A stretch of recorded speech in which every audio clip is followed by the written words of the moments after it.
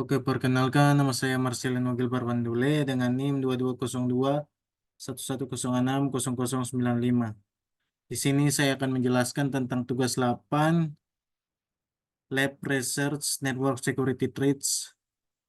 Sini ada 3 part.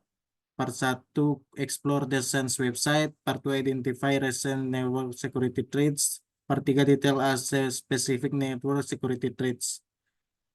Nah, background atau skenario-nya di sini adalah to defend a network against attack, and administration must identify external threats to pose a security website.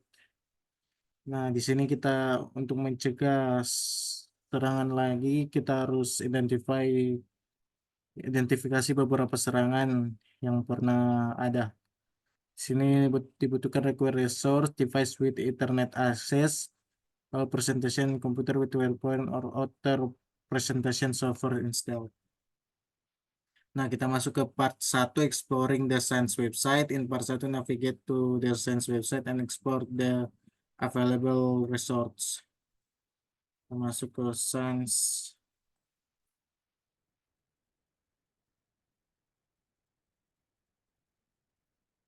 Oke, di sini kita sudah masuk ke science website. Kita ke resort, lalu kita ke free resource. Nah, selanjutnya kita search the internet for science from the science. Click on free list available resources. Nah, di sini webcast, white papers, portrait and cheat sheets, blog, security policies, free tools, internet storm center, dan cyber security live stream. Located Step 2, locate the link to the CHIS critical security controls. The CHIS critical security controls linked on the SANS website are the culmination of a public internship partnership involving the Department of Defense, National Security Association, Center for Internet Security atau CAIS, and the SANS Institute. The list was developed to prioritize the cyber security controls and spending for DoD. It has become the centerpiece for effective security programs for the United States government. From the resource menu, select critical security controls or similar. This says critical security controls. The document is hosted at the Center for the Internet Security website and require free registration to access. There is a link on the GSA Security Controls page. It says download the 2014 AdSense.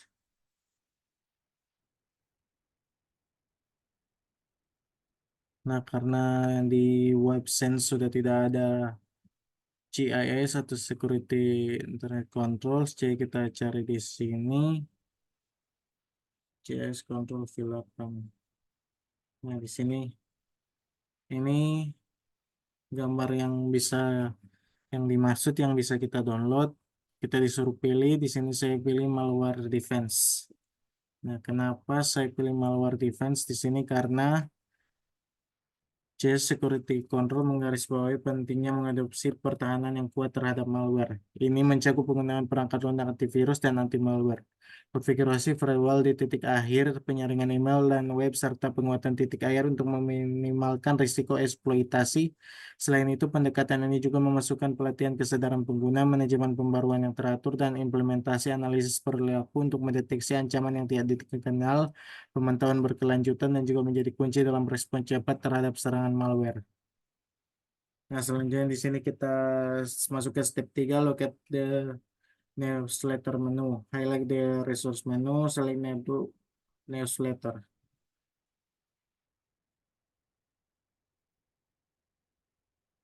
Oke, kita kembali lalu kita pergi ke newsletter.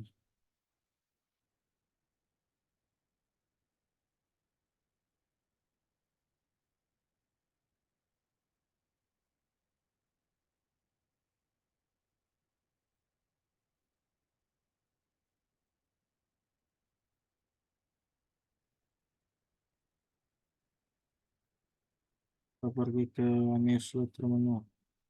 Nah, di sini kita bisa lihat di newsletter ada 3, itu new batch, Riggs dan Oates.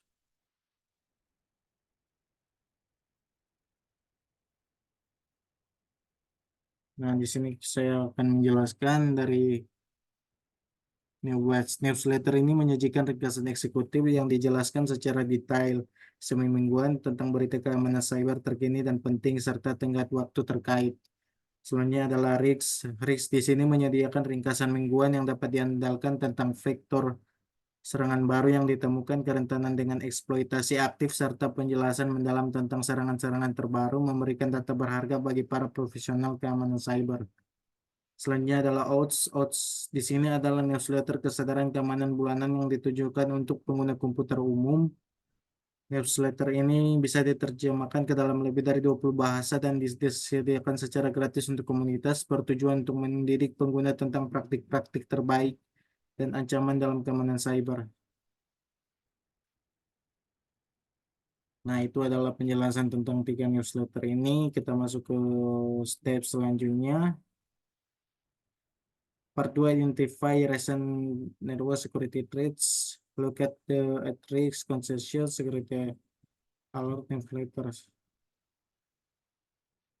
Nah, kita disuruh masuk ke risks.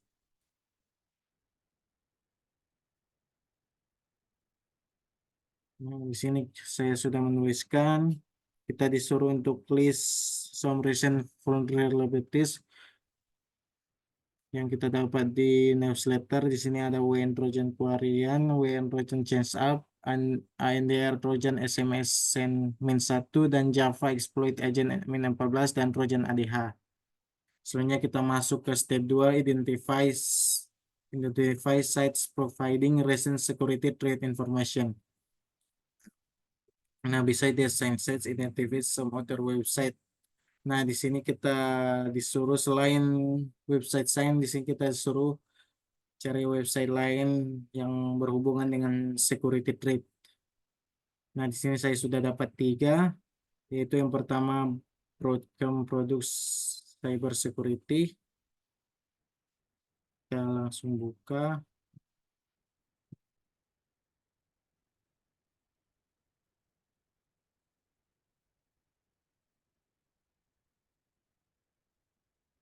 Nah, ini bisa kita lihat Broadcom Data Centric Hybrid Security. Selanjutnya adalah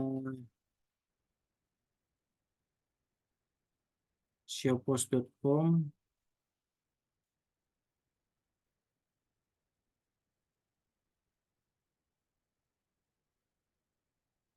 Ini adalah showpost.com. Showpost.com. Nah, di sini kita bisa lihat showpost.com 2024 State of Ransomware. Ini sama seperti SANS. Selanjutnya di sini kita bisa lihat www.cnet.com. Cnet.com.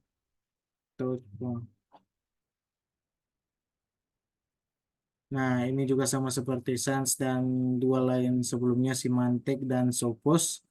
Ini adalah web untuk secure internet. Oke, kita sudah dapat 3. Selanjutnya kita masuk ke part 3, detail a specific network security attack.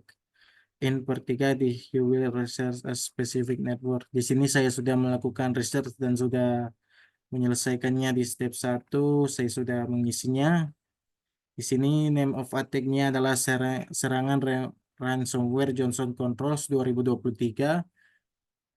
Tipe serangannya di sini adalah serangan ransomware.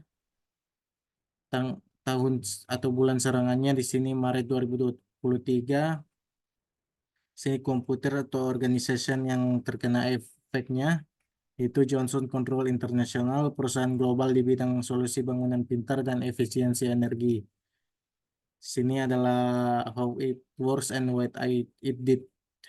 Kronologinya di sini adalah pelaku serangan menyusup ke jaringan Johnson Controls menggunakan email phishing.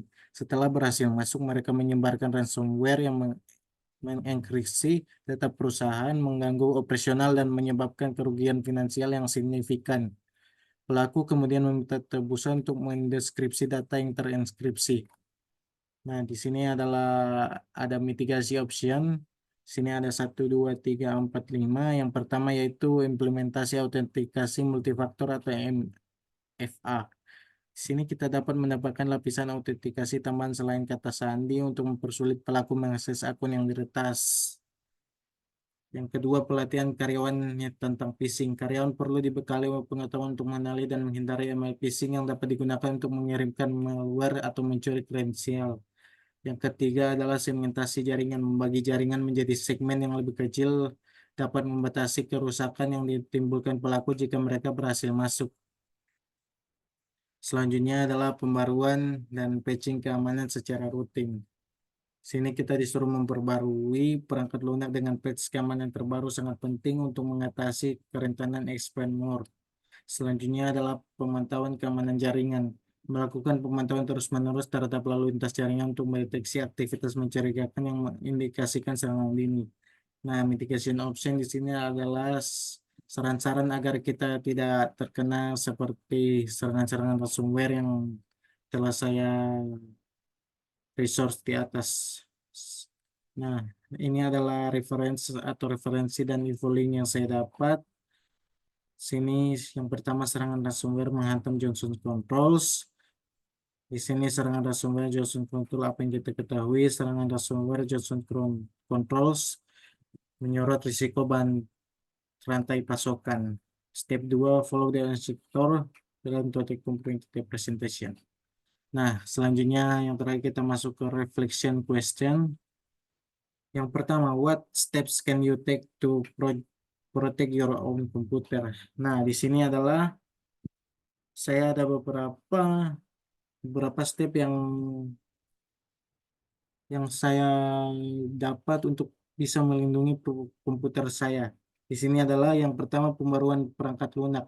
Nah, kita kita sebagai pengguna komputer harus selalu perbarui sistem operasi browser web dan perangkat lunak lain dengan patch keamanan terbaru agar kita terhindar dari serangan-serangan yang akan datang. Selanjutnya adalah antivirus dan anti malware. Nah, di sini kita harus menginstal sebuah antivirus dan anti malware untuk keamanan jaringan kita agar kita tidak mudah terkena serangan-serangan yang ada di atas. Selanjutnya adalah kita harus mempunyai kata sandi yang kuat, lalu kita harus memakai autentikasi 2 faktor, dan juga kita harus hati-hati terhadap phishing atau email-email phishing. Kita harus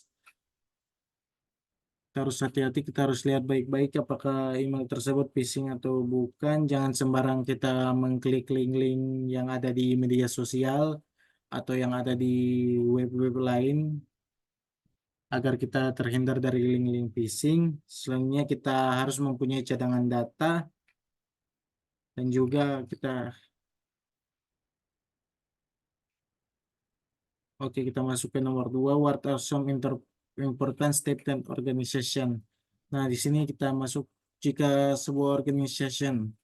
Bagaimana cara sebuah organization dapat melindungi serangan-serangan yang akan datang. Nah, di sini adalah yang pertama, kita harus melakukan pelatihan-pelatihan karyawan agar karyawan kita dapat mengatasi agar karyawan kita dapat mengatasi jika terjadi sesuatu serangan, dan juga karyawan kita dapat diberikan pelatihan agar tidak mudah mengklik link-link sembarangan agar data perusahaan kita aman. Selanjutnya, inskripsi data sensitif saat tidak digunakan saat transit untuk melindunginya dari akses-akses yang tidak sah. Selanjutnya, kebijakan keamanan. Kembangkan dan tegakkan kebijakan keamanan yang jelas yang menguraikan penggunaan sumber daya perusahaan yang dapat diterima dan prosedur keamanan yang jelas. Selanjutnya adalah cadangan rutin. Di sini kita harus melakukan pencadangan rutin terhadap sistem-sistem atau data-data penting yang ada di perusahaan kita. Oke, itu adalah jawaban dari saya, dan presentasi atau lab research network tugas 8 lab research network security risk telah selesai. Sekian dan terima kasih.